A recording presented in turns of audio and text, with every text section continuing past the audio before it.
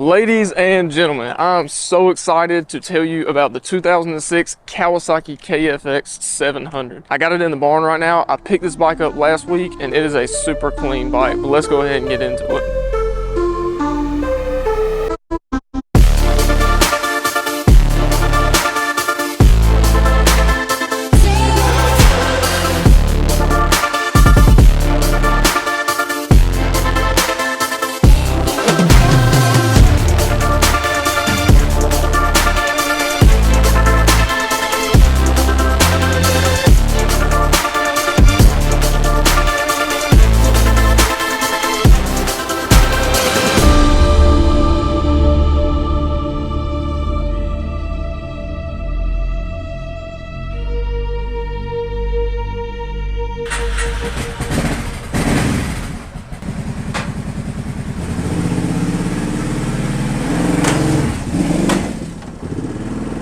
So it's actually a super clean bike. It's a 2006, hold on, let me turn it off, it's kind of loud. And it's a 2006 Kawasaki KFX700. And I'm gonna go over so many things today, so many details, and kind of the pros and cons of what I like about this bike and what I don't really like about this bike, and some of the things that I would probably change. And I got this thing for a steal. I got it for like 3,400 bucks on Facebook Marketplace. Might clean up, get some of this dirt and some of the brown stuff off of the rear end, but other than that, like even the seals look amazing. And the guy said it has factory seals on it, and I don't see anything leaking. It looks really clean. It runs very well, runs good. But yeah, man, it's a super clean bike. Now I'm about to go ahead and hop on it here in just a minute, and I'm gonna get you some GoPro footage of kind of like a POV of what it's like riding the bike. And it's super quick, man. It is a 700 fully automatic. So when I tell you that this thing is torquey, it is crazy torquey, especially off the line. Like you hit the gas and it is here, there, and gone. So it has a crazy amount of torque. It really does, but it is a bad bike. Before this, I had a Honda 700 XX, and it was a very fast bike too, but torque-wise, this bike definitely beats it all day long, especially being a fully automatic. All right, ladies and gentlemen, let's go hop on the bike. What's up, Trixie? What you doing? Okay, running away from it? Okay. Wait, I think that was Trixie. What are you doing? And this is the VP racing fuel that I use, and I'm not sponsored by them at all, but I will say it is a very good fuel to use. It is VP small engine fuels. It is ethanol free, which is really good if it's going to sit in your barn or sit you around, or even just to run through your carburetor. Basically cleans a lot of the gunk out. It is a 4-cycle fuel with 94 octane. So it's some good stuff, man. One of the bad things about this bike is it does drink gas because it is a V-twin motor, but it does have a pretty big gas tank as well. Now you can get a case of this stuff with like 8 cans in it, and I want to say it's like 60 bucks. So it's a little pricey. I've already filled this one up and it took me like 10 cans. So you're talking like 70 bucks just to fill this thing up completely with the VP racing fuel. I would recommend, running like some 93 in it, like half a tank, and then the rest putting the VP fuel in it. But that's up to you, man. That's personally what I like to use. It makes the engine run a whole lot better, perform better, and basically just keeps all the gunk and all the trash out of your carburetors and your motor. Let's go ahead and fire her up. This bike sounds really good though. To be a V-twin motor, it sounds amazing. It sounds really good. Personally, it doesn't sound like any other bike to me.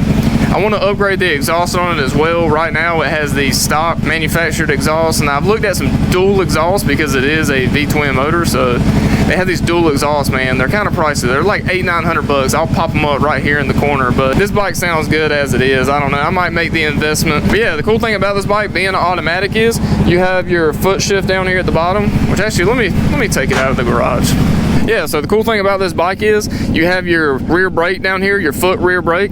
So what you do is you just push that down, and then you push this little button right here to put it in gear. So you can put it in drive, reverse, neutral, whatever, and as soon as you go into drive, that's it. That's all there is to it. Some of the cons about this bike though, there is a few. Now I will say overall it's a solid bike. It's really good. I love this machine. But a few of the complaints that I have is one, the plastics. The plastics, they are absolutely trash. Now they look cool, but the bike looks amazing. I really like the design of it. It looks cool. It looks nice. But I will say the plastics are completely trash. Now when I bought the bike, it was broke like this and cracked, and he kind of zip tied it and fixed it. So it's pretty solid. I mean, it's up there. But these bikes have a bad reputation for cracking and breaking.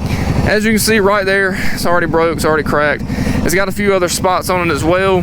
Like even right here where this bolt went in, it just snapped and cracked right there. It's also got a spot over here near the foot peg where your foot's at. It's been cracked right here, and he zip tied that back together.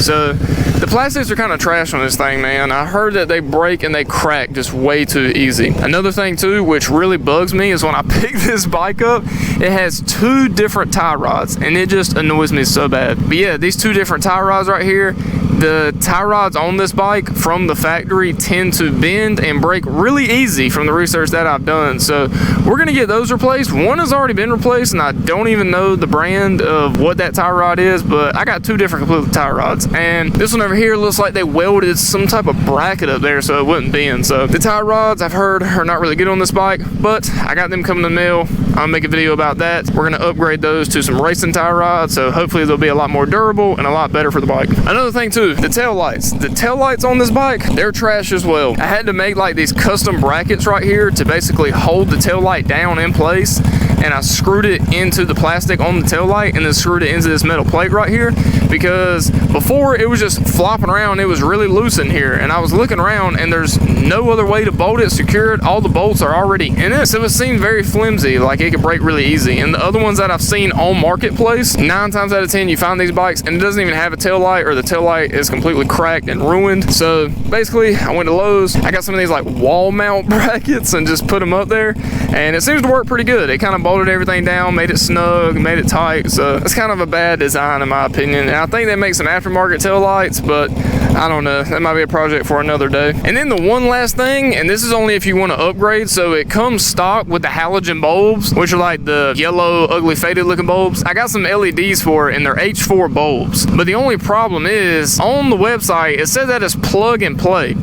Come to find out, it is not plug and play at all. Now it does fit in the plug and it does work, but if you want to mount them into these headlights, you have to take the old headlight bulb out and basically take the bracket off of it without breaking it, and it is welded up there. So you got to find some type of way, whether it's a heat gun, whether you take a drill bit and cut it out, but you have to cut the weld out of the original headlight bulb. And then on your new bulb, you have to cut the bracket off of that one too and basically swap it out. So you have to take the original headlight bulb bracket and put it on the new H4 LED bulb, and then you have to basically weld that back together and put solder on it to get it to stay into place. So it's a little bit of a custom project to get it done, but it looks really good. I'll flip them on real quick. It's kind of hard to see because it's during the daytime, but I do have the LEDs in there and they're really bright and they look really good. It makes the bike look a whole lot newer in my opinion. I like it. Let's go ahead and go for a rip.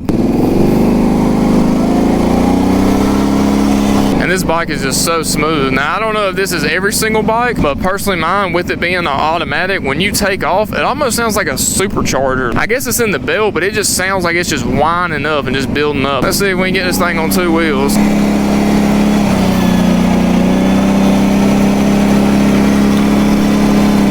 Man, that thing is whining.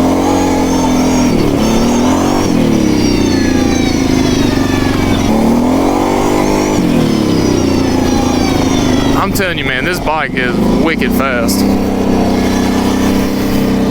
And it's just all gas, no gears or anything. You just lay into the gas and it is here, there, and gone. That's the one thing I love about this being a sport bike. It is just all throttle and you ain't gotta worry about nothing else. And it just takes off, it just flies. When we come around this corner, I'm gonna see if I can hit a wheelie. And I'm gonna show you too, like when you hit a wheelie on this bike, it is so smooth. Like the transition of hitting it, you don't really have to do a lot of work. Literally all you have to do is just lean back and just hit the gas. And you don't have to full throttle it. You just halfway pin it and it just comes right off the ground. It's so easy and so smooth.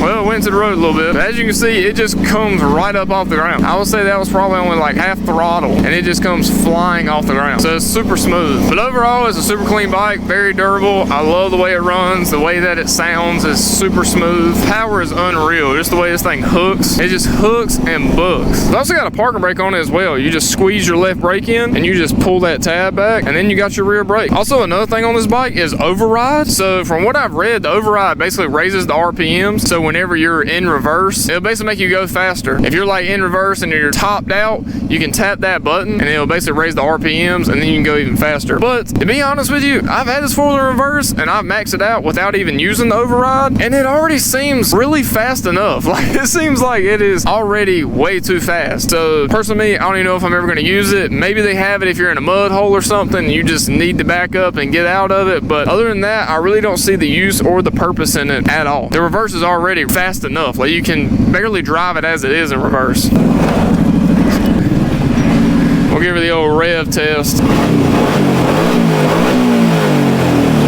She sounds mean, man. It sounds really good. And it's not like too loud, like overbearing. Now, this bike isn't completely stock. There are a few different things done to it. Hold on, let me turn it off. So it does have an upgraded K&N air filter, which makes it breathe better. Also, another thing that it has too is the CDI box has been upgraded to a performance CDI box. But other than that, for the most part, it's pretty much stock. Like I said, I want to put the dual exhaust on it. I heard by putting the dual exhaust, you can gain anywhere from like 5 to 10 horsepower just by doing that. I think I'm gonna put the dual exhaust up there, and then they also have a crossover air intake. When you have your dual carburetors, the crossover air intake basically combines the two air intakes together rather than being ran separate, so it's able to take on more air and basically more fuel as well. That might make it a little faster, but yeah, other than that, it's everything else is pretty much stock. I got some Nerf bars coming for it with the tie rods, so I'll make a video on that and see how that goes, see what that looks like. But other than that, that is the 2006 Kawasaki KFX700. If you have any other questions or any other ideas of custom things that I can do to it to make it perform better, drop a comment down below and let me know. But I appreciate it, and I hope you'll have a good day. Peace.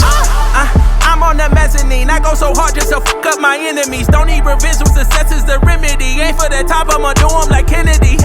Mixing champagne with their Hennessy. They falling off, all these niggas is winning leads. Life gave me limits, I came out with simply.